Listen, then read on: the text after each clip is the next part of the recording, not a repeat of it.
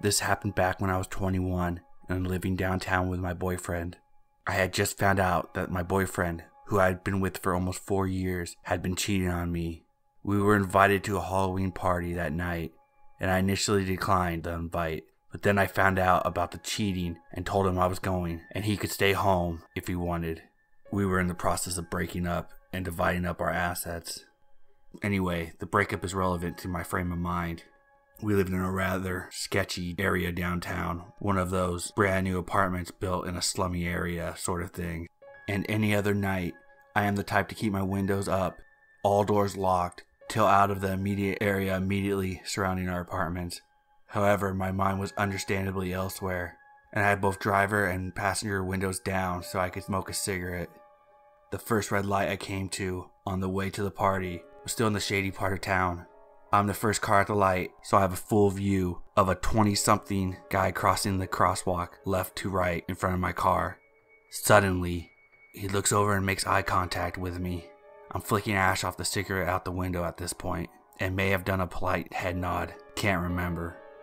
Next thing I know, he picks up the pace and walks over to my open passenger window, leans into the car, and asks me if he can have a light. When flustered, I tend to be polite, so without thinking I handed him my lighter. Was totally prepared to just pull away when the light turned green and let him have it. That's when, instead of reaching for the lighter, he reaches into my car and lets himself in. Just sits down like we're old friends. At this point the light turns green, and I grab my purse and wedge it in between my left leg and the driver's side door. Apparently I was more concerned about being robbed than the darker alternative. He thanks me for giving him a ride, and I slowly pull away from the stoplights and ask him why he got into my car. He replies that he could tell I wanted to give him a ride, and launches into an obviously fabricated story about needing a ride because his girlfriend had just broken up with him and left him stranded downtown. I tell him I'll take him to the nearest gas station, as I needed to get gas. I really didn't. This was the closest place to our location, which was well lit and sure to have people. The gas station was only about 6 blocks away, but it was the longest 6 blocks of my life. He tells me I'm pretty and asks me if I can give him money so he can get a cab home. Like an idiot, I offer him $4 in quarters that I keep in my car for parking meters. At this point, I think I was just ready to make him stop talking and leave me alone. Instead, he starts throwing quarters one by one down the cleavage of my shirt. What the fuck? I asked him to stop. He just laughs. Then I see it. The gas station. I pull in and tell him we need to both get out so I can pump. He hesitates and then gets out. I never locked a door so fast in my life. I walked inside and tell him I need to prepay. Instead, I find the first group of people I can and explain the situation. At this time, the guy with the group I was talking to comes in, tells his buddies that the guy is out there telling him I'm his girlfriend, and that I accidentally drove away with my purse on top of the car. No? The group of college kids end up going outside, making him leave, and then sticking around until I was back in my car on my way. I have no idea what the intentions were. Unwanted hitchhiker downtown, but let's never meet again.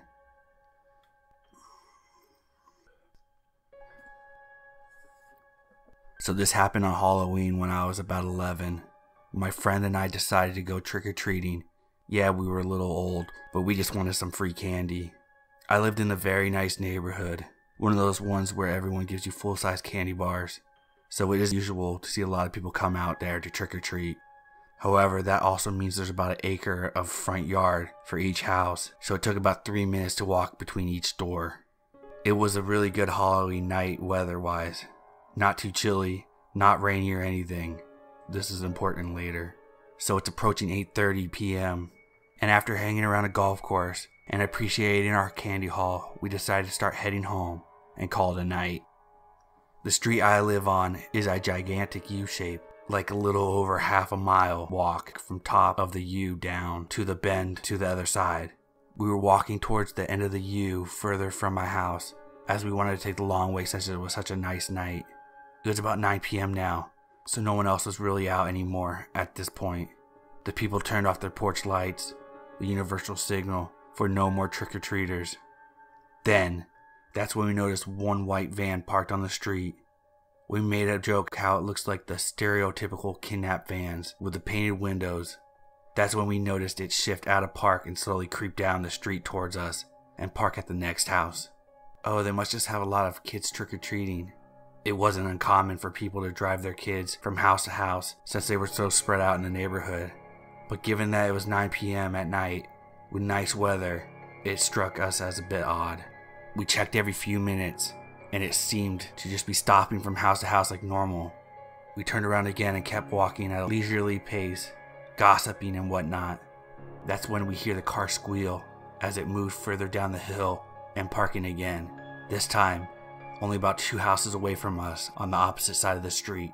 Again, we were timed to trick-or-treat, but whatever. That's when we noticed there were no kids getting out of the van. Not once. Now this was before my first phone. We were only 15 minutes from my house, but a bit disturbed. So we walked to the nearest door, rang the bell, and stuck out our bags as an attempt to act normal. A woman opens the door just a crack, and then proceeds to berate us for trying to trick-or-treat at this hour. Slams the door before we can even say a word. Okay, thanks lady. We turn around, parked in the wrong direction on our side of the street. The window is tinted so we can't even see the guy that's driving. Trying to keep our cool, we casually walk away from the door, up the street into the cul-de-sac loop that is on the side of the street that makes up the bigger U. If you cut through the loop and hop a couple of fences, you end up at my back door. Now we know he is following us since there's no reason for him to go up that side of the street.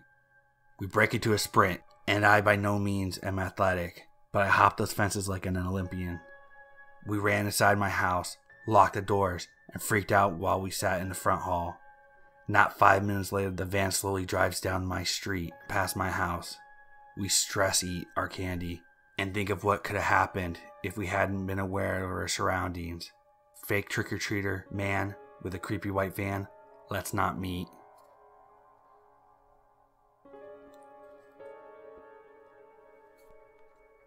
Halloween is my favorite holiday. Is, not was, despite the events that unfolded one crisp Halloween Eve when I was about 16. At the time I lived with my parents, younger brother, older stepbrother, and a cousin in a big but old house that sat on the cul-de-sac close to the main street. Behind it ran an alleyway flanked by apartments and had a huge yard that my basement and bedroom looked out on. We lived in a small town. Crime seemed minimal in this area, and I made my way out that Halloween night to make the most of the best day of the year. It wasn't just what happened that night though. It was, of course, what came after, and one small incident that came before. A few days before Halloween, my stepbrother and cousins arrived home to discover a pickup truck full of dudes taking photos of our house. Weird. But when they approached, the men seemed friendly and complimented the Halloween setup. It was pretty great, that is true. The men sped off without incident and were quickly forgotten. My stepbrother and cousin re-entered the story Halloween night. The big event itself, about 3 a.m. Both of them had been drinking with their friends, and as such, both left their respective vehicles and braved the icy walk home on their own. My cousin arrived home first, but couldn't seem to get the key into the lock, so just sat on the porch bench and waited for my stepbrother to show up. He did, about a half hour later. After having a bit of a laugh with my cousin about being an uncoordinated goober, he went to unlock the door himself, and no luck. So they bit the bullet and called my mom, waking her up to let them in. She was, of course, unimpressed to be opening the door for a pair of drunk idiots at this time of the night, and didn't buy their story about the wonky lock. They insisted, though, and to shut them up she finally relented and tried her key. She too could not get the key into the lock. Annoyed, tired, and now just confused, she wrote it off as a problem for tomorrow, and the three of them hit their respective hay. I woke up close to 1 a.m., still tired. All I could feel was this anxiety, and I didn't know why. At first I just tried telling myself that I had gotten a bit too into the holiday spirit and had psyched myself out. But then I noticed a shadow. It was perfectly man-shaped and cast upon my window. I turned on my bedside lamp, blinked, and it was gone. It wasn't unusual, mind you, to see shadows of people harmlessly walking through the alley, and I told myself that's what it was. That's all there was to it. Then there was what happened after. I came home from school the next day. My parents were there. So was the locksmith. And so were the police. My parents were there because, well, that's where they lived. The locksmith was there because my mother called him. As the confusion over the broken lock persisted, the cops were there because the locksmith and my parents called them. When the locksmith proceeded to pull the tip of the knife out of the lock, I was relieved to see that's where the knife tip ended up, though, as they discovered 2 of my window screens had been slashed, one on our garage and the other one on my bedroom window. Last year, around the weekend of Halloween, I was late to a Halloween party. I had a supper to go to right before I completely across town. When I left, it was about 10 p.m. and I had an hour drive ahead of me, but a shortcut into not a safe part of town. It would save me 25 minutes. Big mistake.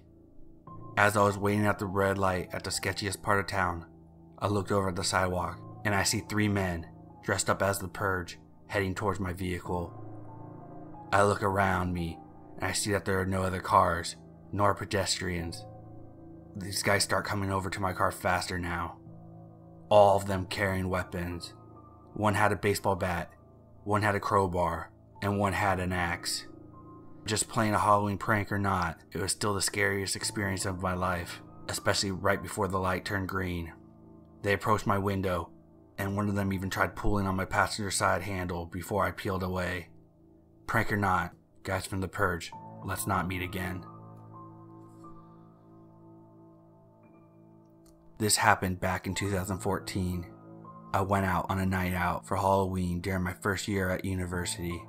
I was wearing high-heeled boots and a leather jacket. Over the course of the night, drunk me had taken them off and left them at our group's table due to being uncomfortable. By the end of the night, I practically danced my way near sobriety, and I went to the group's table. However, they'd given up the table and my boots and jacket were nowhere to be seen. Someone had stolen them. Whatever, they weren't expensive, and I really wore them anyway. Now, however, I had to walk 15 minutes back to my accommodation. I didn't have money for a taxi, so I thought I would just walk slowly. I asked one guy, the asshole of the group that everyone hated, if he could just keep me company because he was tall. He laughed, said no, dragging the only girl that was also shoeless with him. So I was walking alone, shoeless, in a busy city, watching out for broken glass or anything else harmful or disgusting. Everyone else was so far ahead that I couldn't even see them, but I just kept going. I was halfway to my place when I came to the stop by a Middle Eastern man. The city was very culturally diverse. He asked me if I was okay, and I was grateful that someone cared enough to make sure I was alright. He offered to help me walk home, so I accepted for at least part of the way. He was very kind and told me his name was Omar. He started saying how beautiful he thought I was and how lucky he was to have found me, which unsettled me slightly. Once I was around the corner from my place, I thanked Omar and said I'll walk the rest of the way on my own. He instantly looked offended. "Don't you want to invite me for a cup of tea and thank me?" I told him no, because I don't know him, and he kept a hold of my wrist. "Well, can I have a kiss for helping you?" Again I declined, and his grip tightened. "Well, do I get a hug for being your friend?" By this point I wanted him to let me go, so I gingerly gave him a hug. He tried to kiss me, but I pressed my lips together, and instead he just licked my face. I finally got free and started walking away. He follows me. I speed up, and so does he. I abandoned my check for glass on the floor and began sprinting, now terrified as I hear him running too. I get out my phone to call my friend Rob, who I begged to help me. Omar no longer followed me, but I need someone to keep me safe. He agrees, and gets to my flat not long after I do, with a knife in case Omar was still there. I told the people in my group. They were mortified that they left me alone. I returned home for a week because I was thoroughly shook up. Now on a night out, I make sure everyone is close by so it doesn't happen again to me or anyone else. So Omar, let's not meet.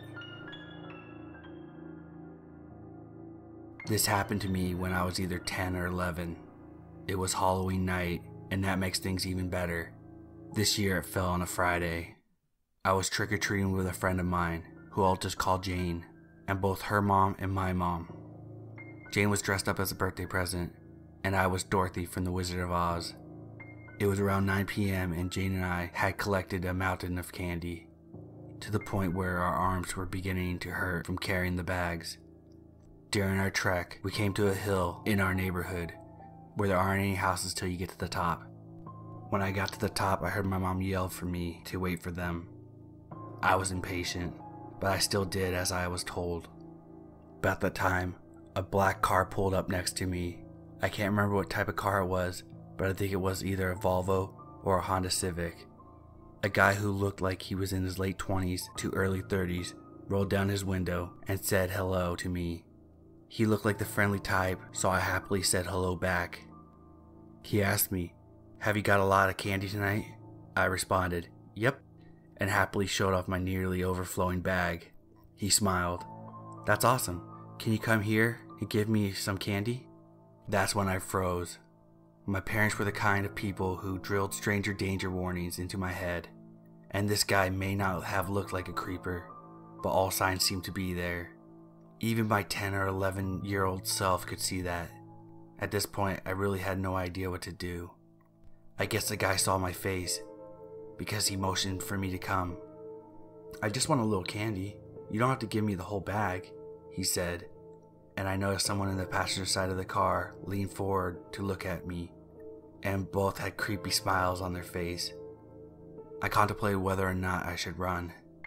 Luckily at that time, my mother came running up the hill, having seen what was going on. The guy saw her too, face turned white. "I gotta go," he said, staring at my mom the whole time, and floored the car down the road. My mom ran to me and I threw my arms around her, starting to cry. When Jane and her mom finally caught up, we all walked back to my house. I was clinging on my mom's arm the whole time. My bag of candy was eventually able to take my mind off the situation. But I occasionally look back on this nowadays, and I can't help to wonder what could have happened to me if I had gone up to the car. I thank God I was smart enough not to. So creepy Halloween guy, let's not meet again. I have anemia, and I'm really bad at taking care of it, as I eat no pork and try to limit the red meat intake. I often feel faint and dizzy. I also have anxiety, which sometimes causes me to pass out. So it all started the weekend before Halloween, the 28th of October to be exact. My boyfriend was visiting from a town about an hour and a half away, and was spending the weekend at my dorm, which is conveniently in the same city he grew up in. I am an 18-year-old female college student who works in retail. I was working the opening shift on this said day, so my boyfriend went home to visit his family while I was at work. We planned to meet up at the subway station just a few hours after I finished my shift, but due to the subway closure, he was running late. Not a problem, I thought. Then I realized I went to the wrong subway station. No big deal. I'll just hop on the subway and go back down one station. I arrived at the determined station a little anxious, as I think I'm gonna be late and there's no cell service. I couldn't figure out how to leave the station and kept ending up back at the subway train where I began. Cue the panic attack. Luckily it was a manageable one where I didn't pass out. I just couldn't breathe. I finally figured out how to get to the shopping area connected to the subway station and suddenly felt very faint. This causes my panic attack to intensify as I feel like I'm gonna pass out in the unknown area. I sit down on the floor and try to calm down, preparing myself to pass out. I spend about 3 minutes focusing on breathing and calling my boyfriend. Finding out he's about 20 minutes away, I decide to people watch across the hall at the pharmacy. I'm feeling a lot calmer, but still like I'm gonna pass out. I realize I don't have my iron supplement on me and decide it's better to just stay sitting. Suddenly a security guard comes out of the office, smirking. I think nothing of it until he walks right up to me. He tells me to stand up. I tell him it's not a good idea right now because I may pass out. Then he gives me two options: walk over and sit on the benches about 100 meters away, or pass out in his office. I calmly explained that there's no signs saying I can't sit where I'm sitting, and I didn't do anything wrong where I needed to end up in his office. He shrugs and says we could just hang out, and I tell him I didn't want to hang out. I stand up and lean against the wall, which satisfies him, but he walks away rather grumpily. My boyfriend shows up and all is fine. Fast forward to today. I work in retail. Nothing hard about my job other than handling the rushes of multiple people who need help at once, but it isn't that big of a problem. My manager was on a conference call in the back, leaving to me to handle the storefront by myself. Usually this would have been okay. I was talking to customers and folding some t-shirts when I heard an oddly familiar yet creepy voice say, "Guess you aren't feeling like you're gonna pass out today." I hope it's one of my friends who knows about me being anemic. And I laugh awkwardly and say, "Can't be passing out on my shift." Then I look. It's the same security guard. I get really nervous. In the moment, I didn't think much when he offered to hang out when I passed out in his office. Then thinking later, my boyfriend kind of hinted at how bad it would have been. Now I don't know if it was coincidence he found out where I worked or if he stalked me. However, I do work in a mall not too far from the subway stop where I first saw him, so I'm leaning towards the optimistic side of coincidence. He doesn't look at anything in the store, but watches my every movement. He then tells me he needs to inspect our back inventory. I tell him I can't let him back there, and my manager is too busy to talk to him. Note, he's a subway station security guard, not this mall security guard.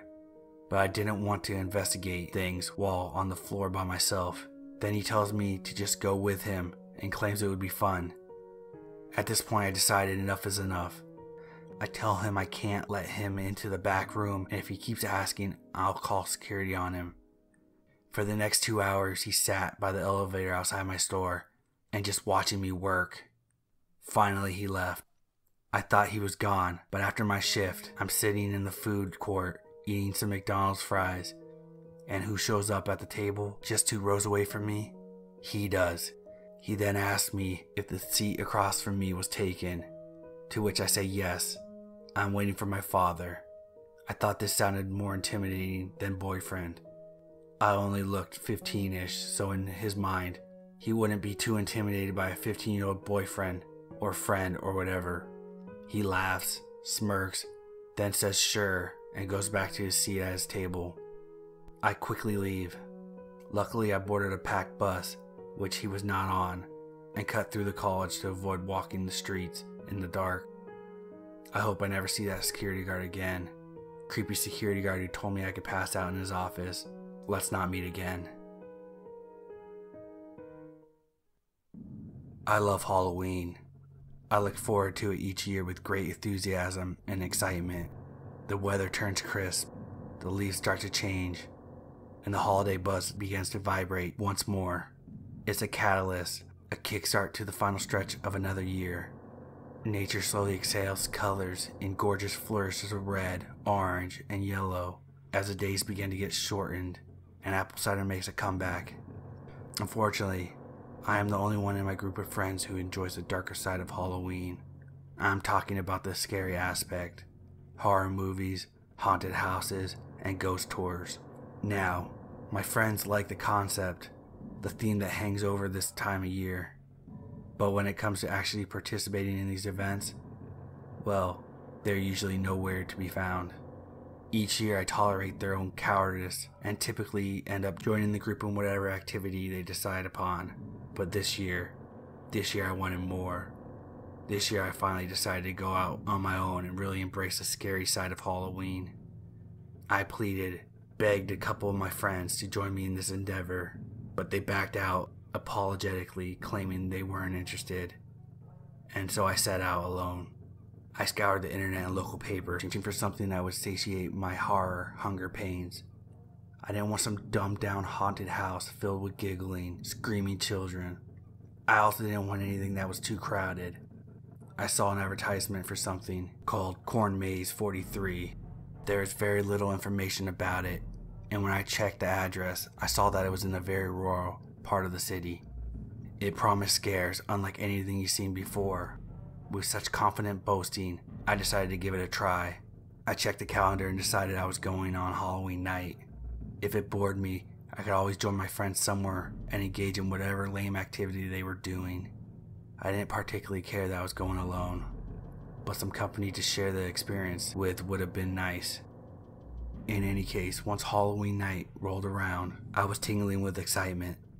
That night, around 8, I hopped in my car and headed to the attraction. The courtside blurred past my windows, illuminating a full moon. I rolled down the windows and let the cool air in. After about an hour, I checked my GPS again and saw that I was getting close. The road continued to twist and wind through uninhabited country, a rolling, silent expanse of grassland, rolling hills, and peaceful serenity. As I got closer, now only half a mile away, I wondered if I was going the right way. I didn't see any signs of life, nor any signs of the corn maze. Just as I was about to give up, in utter disappointment, I saw a single wooden post hammered into the earth. Along the roadside, written vertically along in black paint, were the words saying Corn Maze 43, with an arrow pointing down the dirt road I had almost missed. Rejuvenated, I turned the wheel and began to bump down the narrow road. Gravel crunched beneath the tires, and I left a trail of dust in my wake. I scanned my surroundings and realized I was entering a massive cornfield. The stalks rose high around me, and the road continued to snake erratically through the rows of the still farmland. I rounded the bend and hit my brakes, heart leaping into my throat. My headlights illuminated at the end of the road directly in front of me. A wall of corn boxed my car in on all sides, and I saw that I was not the only visitor tonight. Another car was parked in front of me, unmoving and dark. Where was everyone, though? I at least expected some kind of attraction center or booth, but there was none in sight. I turned my car off and got out, slightly confused. My boots crunched over the gravel, and I wandered over to the parked car in front of mine. I glanced inside and saw that it was empty. I scratched my head and gnawed my lip. I scanned the walls of corn around me, and something caught my attention. It was a divide, a narrow rectangular darkness that led into the field. Impaled in the earth next to the entrance was another wooden post that read Maze 43. If another car hadn't been there, I would have gone home. This seemed like an odd attraction, some relic of a previous year. But since I knew I wasn't alone, I decided to check it out. If I entered the maze and realized my assumptions were correct, then I would just leave. I went back to my car to retrieve a flashlight, clicking it on. I swung the beam back to the entrance and almost suffered a heart attack. Standing directly in front of the maze was a person clothed in a red cloak. A hood was pulled low over their face, and jutting from the oval of the darkness was a long black beak. I placed my hand over my chest and slowed my racing heart. It was a man wearing a mask. The attraction manager had to be. "Hello?" I said, raising my hand to him. The man didn't move. "I saw your ad," I continued, staring at the odd bird masked man. "Is this the right place for the haunted corn maze?" After a moment, the masked man stepped to the side and pointed the red-gloved hand at the entrance. His robe fluttered in the wind, and he remained silent. I saw a dark pair of plastic eyes glitter out at me from the shadow of his hood, a crow's mask. "Do I need to pay anything?" I asked. The man just pointed down the long, open throat of corn. "Okay, I'm going in," I said, making my way towards it. I kept the light off him as I passed the man. I couldn't help but look at his face. A long beak and beady plastic eyes stared back. With the man behind me, I entered the maze. The walls of corn rose over my head and shifted in the wind. It sounded like a dozen people were sprinting past me, feet away, unseen. I felt the first pangs of excited fear, but I knew it only stemmed from the total isolation I was encased in. I continued my trek, twisting and winding through the maze, turning in abrupt corners, and choosing new pathways. As I continued to walk, I kept expecting something to jump out and scare me, but nothing did. In fact, I haven't stumbled across anything remotely frightening. After about 30 minutes, I was ready to leave, frustrated. I turned around, determined to piece together from memory the path back to my car. As I turned, I noticed something was just off the beaten path inside the cornfield. I squinted and shined my light on it. It was a double-doored vault, much like a weathered bulkhead. Painted across the rusty doors were the words, Corn Maze 44. Intrigued, I left the path and pushed through the corn towards it. What was this all about? Was this part of the attraction? It had to be. But why was it so hidden? It didn't make much sense, but I was so desperate to discover something exciting, so I decided to inspect it. I tried the handle and found it to open easily. I shined the light down into the gaping mouth of darkness before me.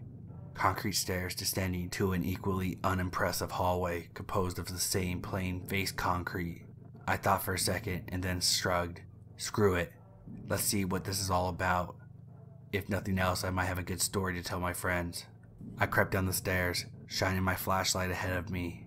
The air smelled moldy and stale, like no one had been down there in years. I reached the bottom of the stairs, and my light was swallowed up by a long expanse of the hallway.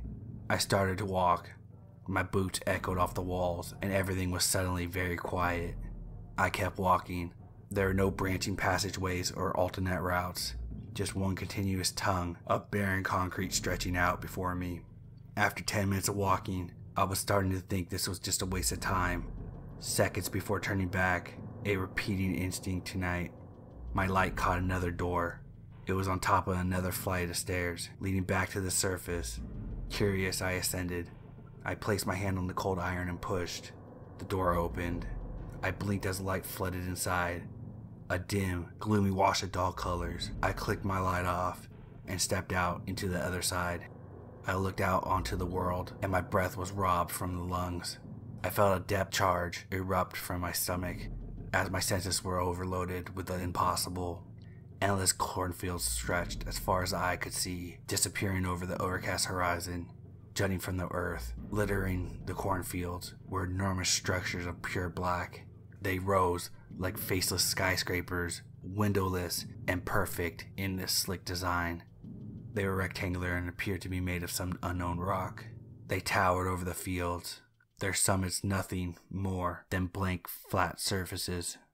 Perched atop the dozen looming formations were hundreds of motionless birds, but they were huge, easily reaching 6 or 7 feet in length.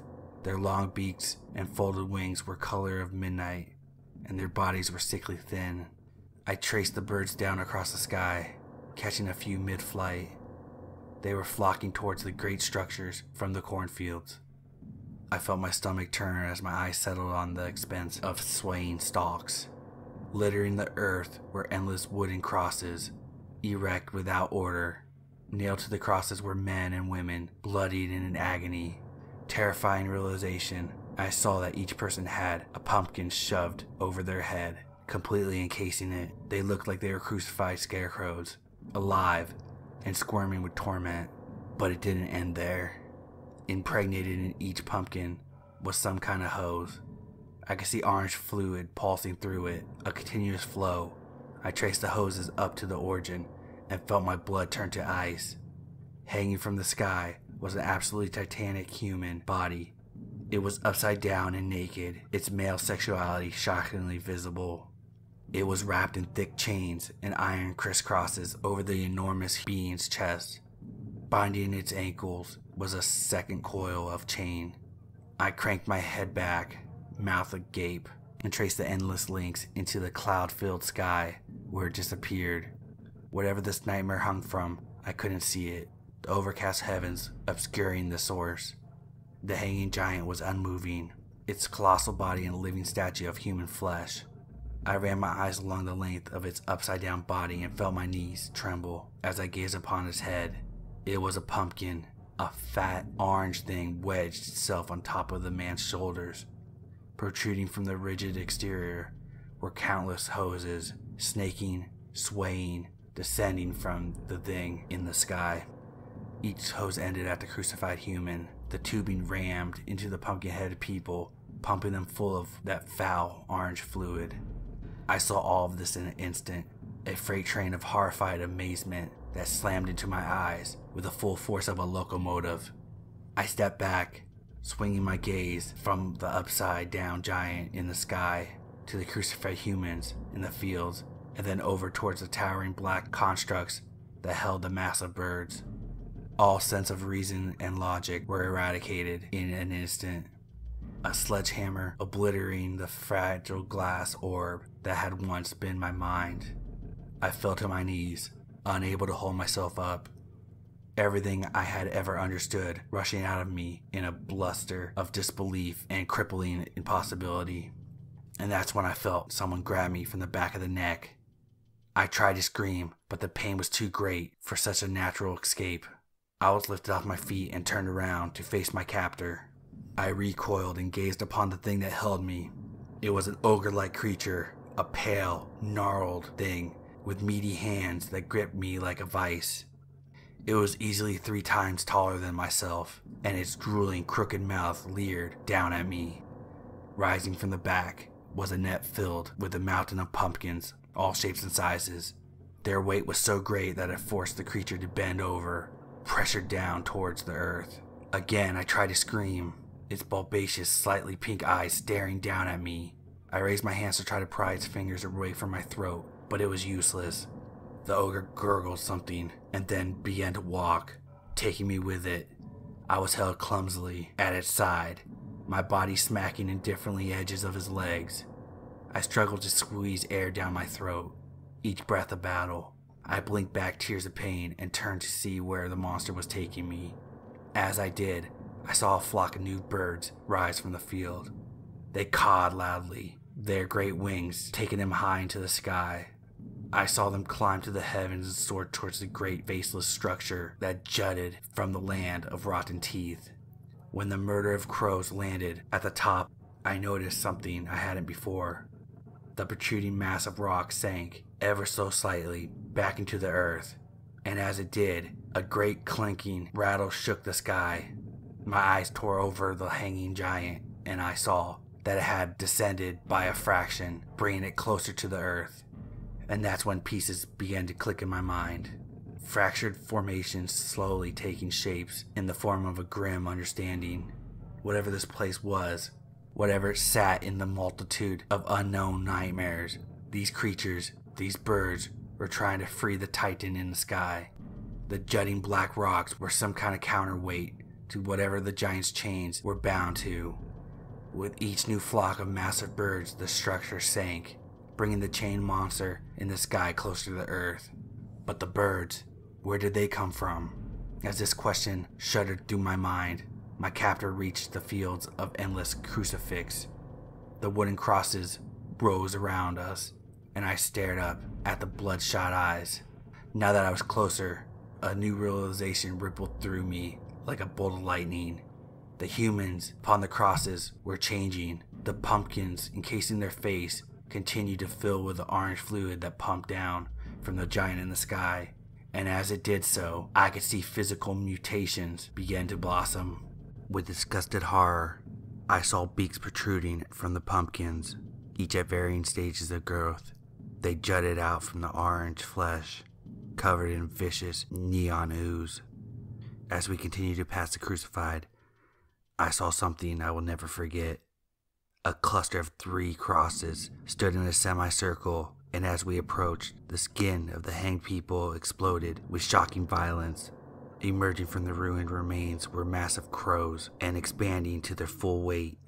They screeched loudly and flapped their wings for the first time, taking flight and rising towards the great rock structure. Before I had time to process the new display of unsettling terror, the ogre was spinning me around, the world a blur of dull gray and green. The grip around my throat was temporarily removed, and I gasped, but only had time for a single breath before I was clutched around the waist. I was being raised. The creature pinned me against something, stretching me out above his head. My back slammed into something and I felt splinters of wood crawl into my shirt. No. Oh no, please no. The dawning horror of what was about to happen released a shriek of throat-tearing fear and pleading desperation. This monster was gonna crucify me.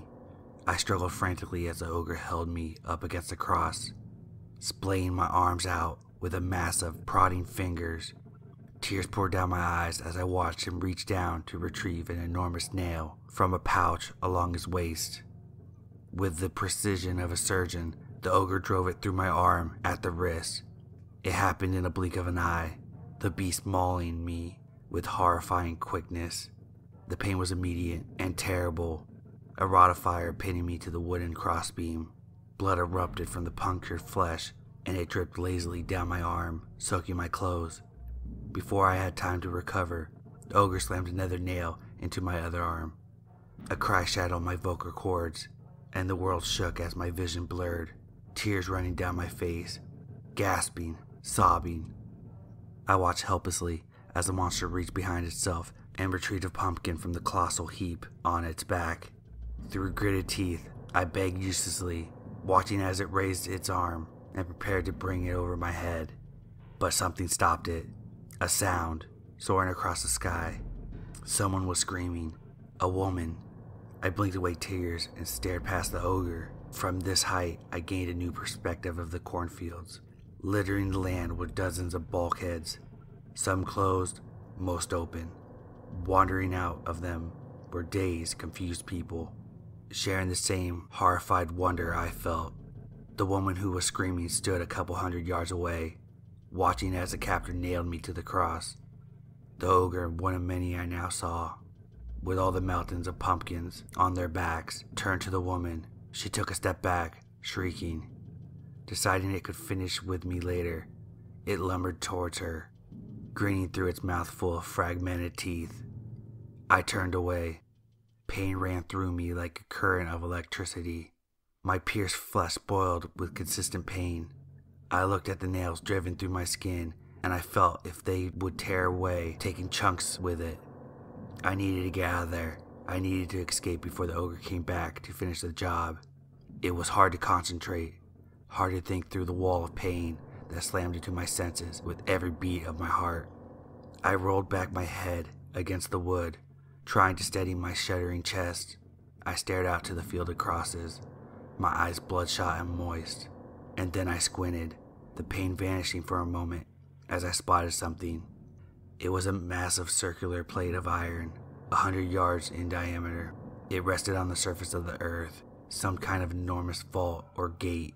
It had hinges the size of houses. It looked like a manhole, biggest I had ever seen.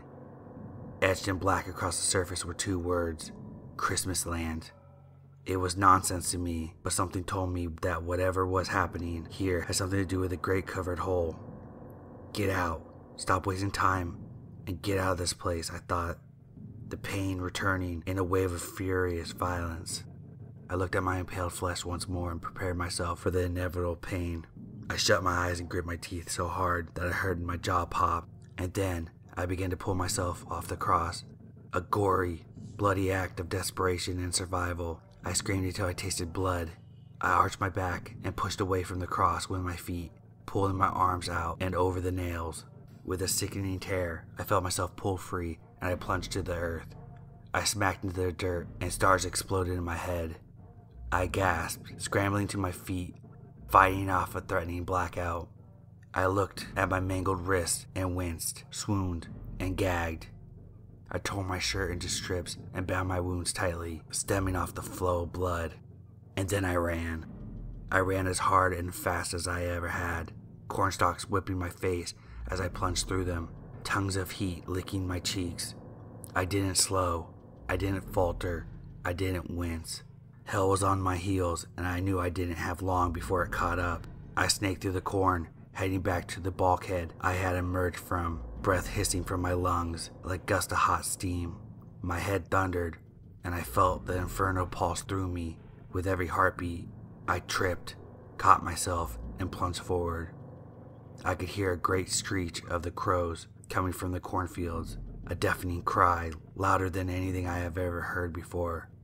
I chanced to glance over my shoulder and saw the sky go dark as the flock rose from the crosses. There had to be 1,000 of them, a mass of ungodly creatures birthed from the bodies that were taken. They ascended all at once and then dispersed, settling on top of the great stone towers. Still running, I saw them sink into the earth, and then the rattle of the chains followed, an echo of massive iron. The Titan in the sky plunged to the earth, the counterweight releasing the final distance. The earth shook as I collapsed into the field, a rolling explosion of incredible power. The chains flew from my body like an eruption, and I heard shards whistle overhead like cannonballs as the giant made contact with the ground. The mammoth pumpkin around his head shattered, casting a hurricane of wet orange across the land. I stood up, knees trembling. The colossus being stood as well, a towering creature of massive proportions. Rising from his shoulders, previously hidden by the pumpkin, was a head of a crow. Its beak was massive, dangerous thing that protruded from the black feathered face, and two globe-like eyes. In elation, I raised my head to the heavens and screamed, a piercing, skull-spitting cry. The birds on the great stone structure echoed the god's call and took flight. Swarming down from the heights, they swirled around the thundering giant like a storm cloud, cawing and calling their master. I tore my eyes from the terrifying spectacle and pressed on, new fear giving me strength I needed to reach my destination. I felt the crow-headed giant lumbered behind me. Its legs were like pillars of quaking concrete that rattled the earth. Finally, desperately, mercifully, I found the bulkhead I had emerged from. The door stood open, inviting me back into the long dark hallway. Crying tears of relief, I took one last look over my shoulder. The Titan, along with a swarming congregation, was ripping open the tense hatch, the one that read Christmas Land. It flung the iron cover away, tearing it from its hinges and flinging it away like it was weightless. The crow god stared down into the gaping hole and let out a cry of rage and anger, so fierce I felt my bladder release. The great Titan went down to his knees and slithered inside, roaring so loud I felt the pain split my skull. The flock of birds rallied around their master and dove down into the hole after it, screaming and cawing as if they were going to war. I turned away, heart thundering, and sprinted down the darkness of the bulkhead. My breath ripped past my lips as I bolted down the dark hallway, begging my body to stay conscious and in motion. Faintly, I spotted moonlight at the other end, dripping down from the dark sky to splash across the concrete steps.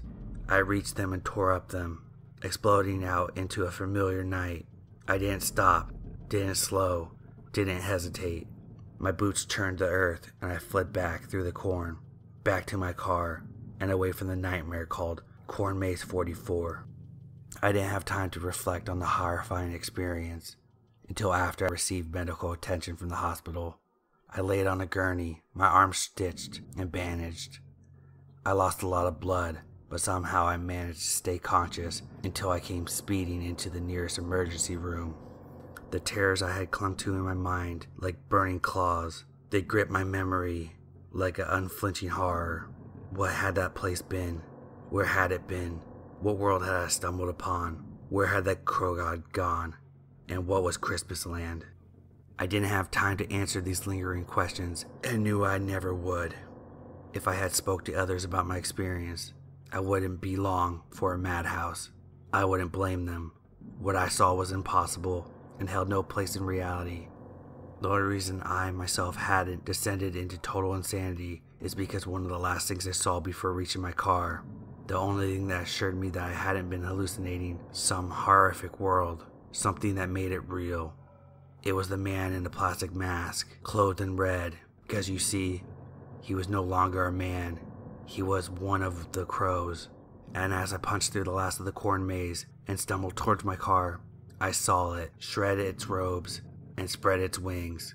But it didn't take flight into the starry sky.